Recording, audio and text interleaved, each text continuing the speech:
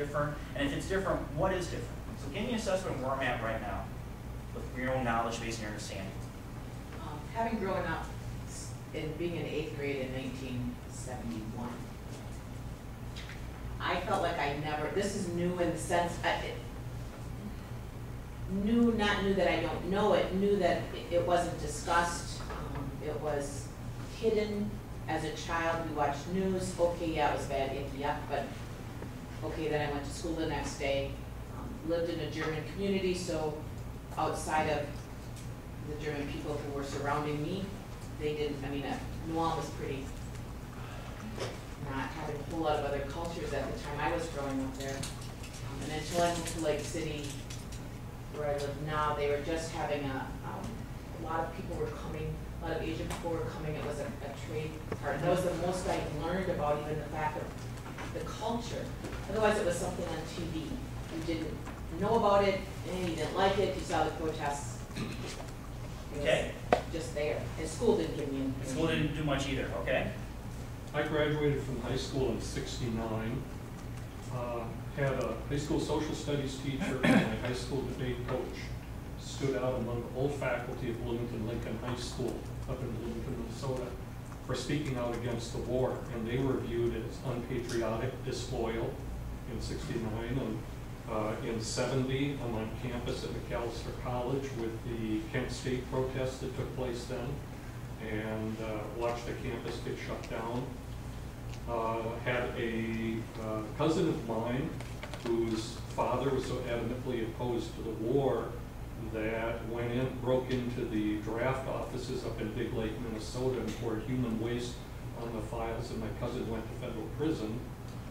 So I had a different perspective in terms of the war, and I remember sitting there when the lottery went through and getting the numbers called and seeing my friends getting the numbers which would guarantee that they'd be going off to war, and mine being low enough there that I could, and yet having Republican parents who said, by God, if you get drafted, you're going to go because that's what you do for your country. So I blend a lot of different experiences. Into? Yeah. What about for the rest of you? I think it's pretty much for me, it's the same. I graduated in '72, and had relatives go, and you had your draft number.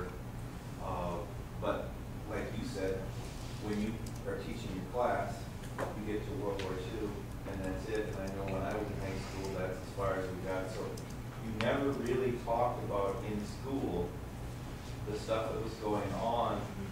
And I think most of us today do, where if something came up and said, well, what do you think about that? Well, I think that's part of the reason why people didn't like history, is because you didn't tie it in with anything and say, okay, here's the American Revolution. That's what they were complaining about then. This is what they're complaining about now. They didn't do that. They never got to it. They never got to anything past 1945. So. My class was the first class that didn't have the mandatory draft. And so my senior year, you know, there were huge celebrations in my high school class because it's like, oh, you don't have to go, you don't have to go. Only if you enlisted then, you know, would it be voluntary. Of course, the war was so, such a bad thing That even transcended political divisions, right? Yeah.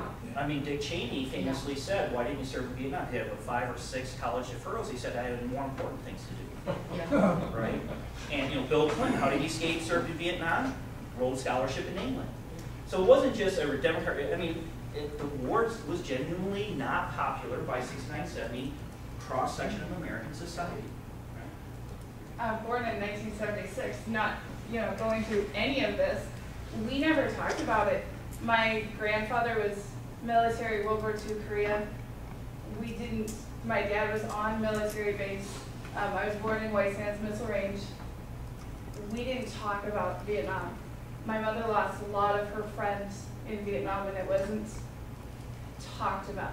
It's just now coming out from my parents because of Agent Orange and the effects of it, that they're just starting to talk about it.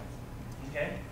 You know, though, I know I've talked to a lot of World War II veterans, and you know, World War II is the good war, and they wouldn't talk about World War II until they're really further on. almost ready to die, and all of a sudden it's like, I suppose I better tell someone this. And I talked to a guy that I was shirt tail relation to up in Dassel, and this is a couple years ago, Memorial Day. He talked for over 2 hours about World War II, and he told my brother and I, he says, you know, I never even told my own brother anything I'm telling you. And So- Mark Bradley's book, Flags of Our Fathers, Yeah. makes it very clear. In fact, you know, as they say, anyone who actually is a combat vet never says that it was a good war, regardless of what war, whether you're victorious or not. People who call it a good war were those who've never seen what war does to people and the legacy that we live with. I was born in 1967, just a few days before Dr. King's speech. My dad was a World War II combat veteran, and as you said, he didn't talk about it until I was older. But I had to reconcile his definition of war, and I think he had to do this too. He couldn't understand why people were protesting at first. He worked as a security guard at Minnesota State University during the height of the protests when they were on the bridge and everything else. He had to reconcile what he was hearing from the protests with his own war experience. And for me, it was the same. Now, he did one thing really good, I think, is he sat me down in front of the television and said, you need to watch what's going on, because this is, you know, today it's current event, tomorrow it's going to be your history, and you need to know about it. And so I learned how to watch the news, I learned how to discern information, and pretty much I was self-taught because, like so many of the other folks here, in school we never even got to Vietnam. I didn't learn about Vietnam formally, instructionally, until I was in college. Is that true for most of you too? Are you challenged now to talk and bring up the war in Vietnam due to just the time constraints? I've taught it early on. Okay. Because I think this was the war of my generation. And so I just felt that this was something that we really needed to address and brought in with the Southern Minnesota Vietnam Vets Association, Tom McLaughlin. We bring in speakers, and for many of these guys, this was the first time they had ever bared their souls about that thing. For the kids, it was just an eye-opener to realize what this war did to human beings. Speaking on that, you mentioned MLK. I said he gave the speech on April 4th, 1967. Does anyone know what date he died on? April 4th. April 4th, 1968. Coincidence? Some historians believe no, that his speech was so divisive that his assassination was not an accident on that particular day. Now, there's some younger people in here. I'm kind of curious, what did you learn in college, or did you have anything about Vietnam? Because if you have anything on Vietnam, then how can you teach it, right? My 10th grade U.S. history course only went through World War II. And then we had the option as a junior and senior to take a course that went from the end of World War II to current history. And I ended up taking that course, so I have a little bit more background. But if you didn't take that course, Okay. you didn't know anything about it. What about for you? I mean, my experience in college is largely similar to the, you know, what you portrayed so far, that the conservative narrative of why did America lose is kind of what we drum on. The Vietnamese perspective is pretty much ignored altogether, if mentioned very briefly. Okay.